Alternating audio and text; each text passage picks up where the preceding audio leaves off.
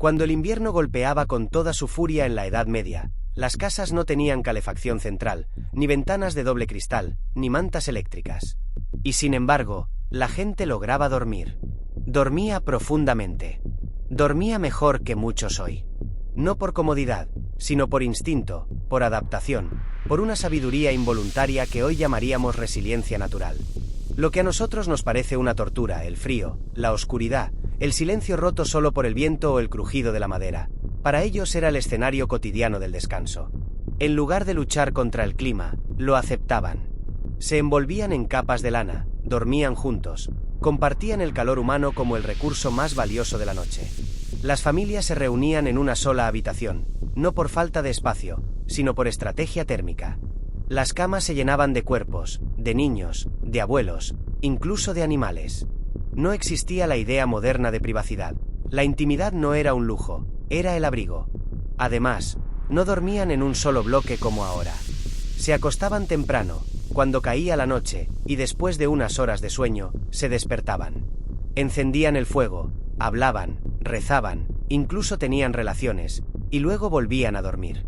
Era el famoso sueño segmentado, una forma de descanso que hoy la ciencia reconoce como más natural y respetuosa con los ritmos del cuerpo.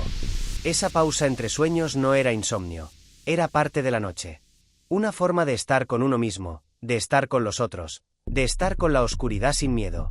Mientras nosotros luchamos contra la noche con pantallas y ansiedad, ellos se entregaban a ella con sencillez. Y quizás, solo quizás, dormían con más paz que nosotros.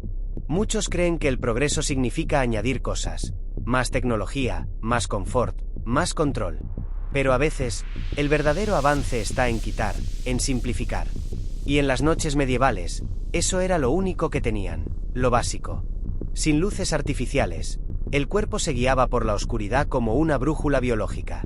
La melatonina, esa hormona que regula el sueño, se activaba naturalmente con la caída del sol.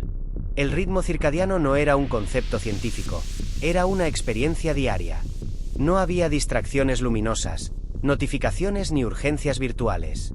Solo la noche, profunda y envolvente, que marcaba el momento de rendirse al descanso.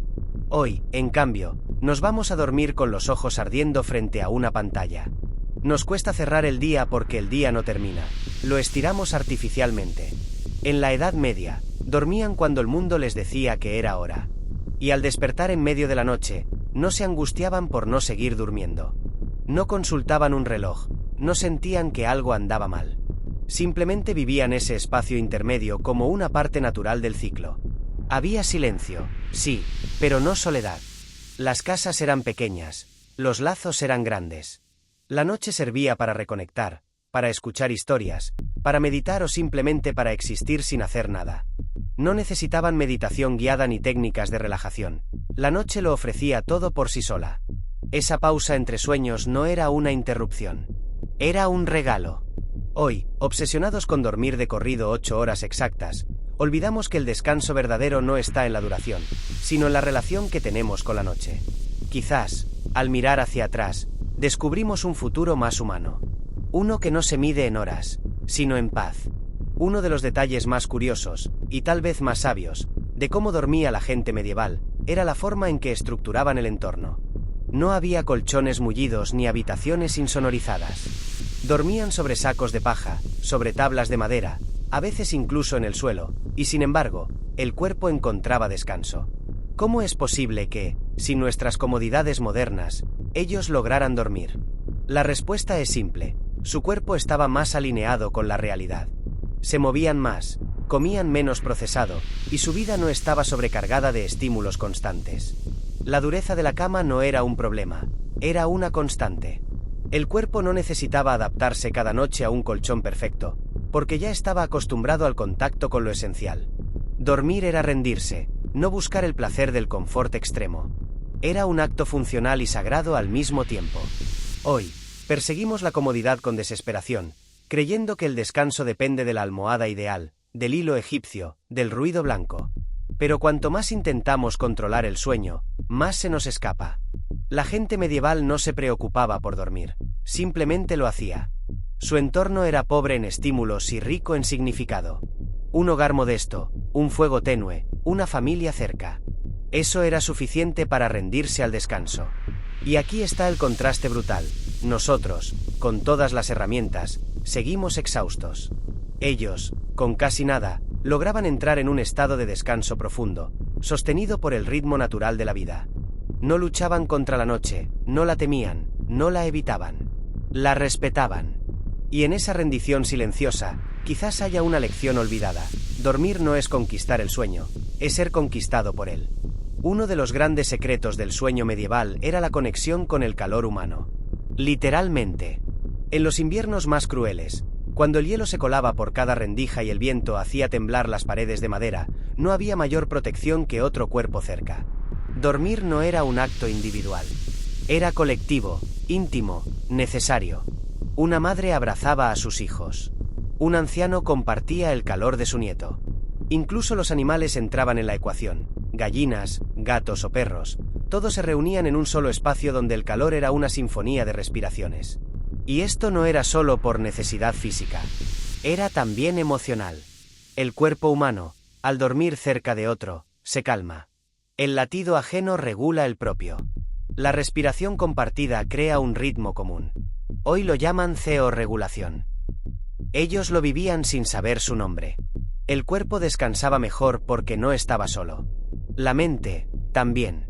En una época sin luz eléctrica ni tecnología, lo único que brillaba por las noches era el calor compartido. En cambio, nosotros nos alejamos. Dormimos solos, en camas individuales, en habitaciones separadas, en casas enormes donde el silencio es más frío que el invierno. Nos protegemos del otro creyendo que eso nos da libertad, pero olvidamos que el descanso es, muchas veces, un acto de confianza. Confiar lo suficiente para soltar el cuerpo al lado de alguien.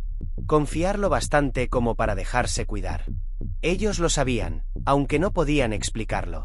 Dormir con otros no era una debilidad, era una estrategia de supervivencia, y una forma de amor. El calor del cuerpo ajeno no solo les salvaba del frío, les recordaba que no estaban solos en la noche. Tal vez no se trate de volver al pasado, ni de idealizar una época donde el frío calaba los huesos y la supervivencia era diaria. Pero sí podemos preguntarnos qué hemos perdido en nombre del progreso. Dormimos con colchones que parecen nubes, pero nos despertamos más cansados que nunca. Vivimos conectados a todo, y a la vez, desconectados de nosotros mismos.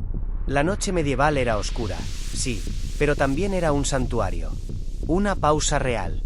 Un silencio lleno de sentido. Hoy tapamos ese silencio con ruido.